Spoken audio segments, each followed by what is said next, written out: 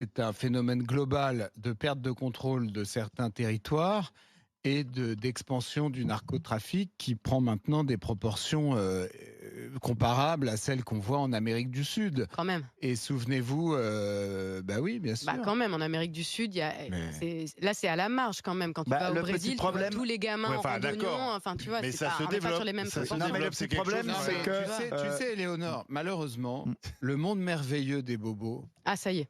Ben oui, Bah oui. mais Donc oui, tu fais mais partie aussi, hein, malheureusement, donc, en fait, malheureusement, ce monde bah, on est tous merveilleux. des bobos à la Mais table, oui, mais donc en tu fait, sais, ce le monde merveilleux. arrête. Non, non, Je non. ne cautionne pas Attendez. ce terme. Arrête, Ce monde merveilleux on est toujours le bobo où de on quelqu'un. se baigne dans la Seine entre deux salades de Ça y est. boulgour Et de quinoa. et où on trie ses déchets et où prune. Donc le lien est tout à fait lit net, quoi. Dostoïevski D'accord. en russe à l'âge de 7 ans et demi. Non, Parfois, il c'était à se l'âge de heurte, 15 ans chez moi, parfois mais ce oui. monde-là, il se heurte à la réalité. Voilà. C'est vrai Parfois, il y qu'on a a vu autre beaucoup chose, des il y a gamins de autre 10 ans, chose non, qui mais s'appelle la réalité. mais oui. Et la réalité, c'est que le narcotrafic, effectivement, en France et en Europe, il est en train de prendre les mêmes proportions qu'en Amérique du Sud. À tel point, j'en ai déjà parlé ici, que nos responsables policiers et judiciaires et politiques sur le sujet ont été dûment briefés par leurs collègues sud-américains Voilà. qui leur ont expliqué comment, quand et dans quelles proportions ça allait déferler sur le territoire européen.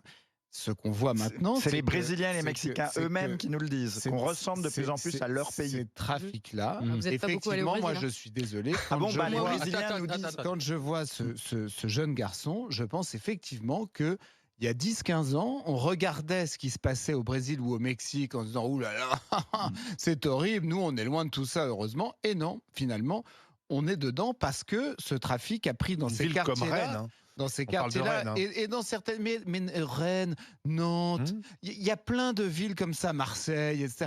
Il y a plein de villes qui maintenant ont des parties de leur territoire qui échappent au contrôle de la police. On l'a vu même dans certains films. Certains, par exemple, ont, un peu comme toi, ont euphémisé, par exemple, ce qui était représenté par le fameux film Bac Nord. Ouais. Mais tous les flics qui sont confrontés à ça ont confirmé que c'était quasiment des images documentaires, Bac Nord, par rapport à la réalité. Donc la réalité, elle est là. Moi, je pense qu'on pourrait, mais ce serait peut-être fastidieux, mais si j'étais un homme politique, je proposerais qu'on crée par exemple une infraction autonome consistant à enrôler un mineur dans un trafic. Ça, c'est sûr. Et ça peut-être qu'on pourrait, dans certains cas, retracer le fait que tel majeur Bah oui. est enrôlé tel mineur dans un trafic et rendre cette Conditions aggravantes. infraction passible d'une peine lourde, ça je le pense. Ensuite, je pense qu'il faut sanctionner les parents. Bah oui. Je suis désolé, mais quand vous avez votre gosse de 10 ans qui est guetteur pour un trafic de stupes, bah, vos allocations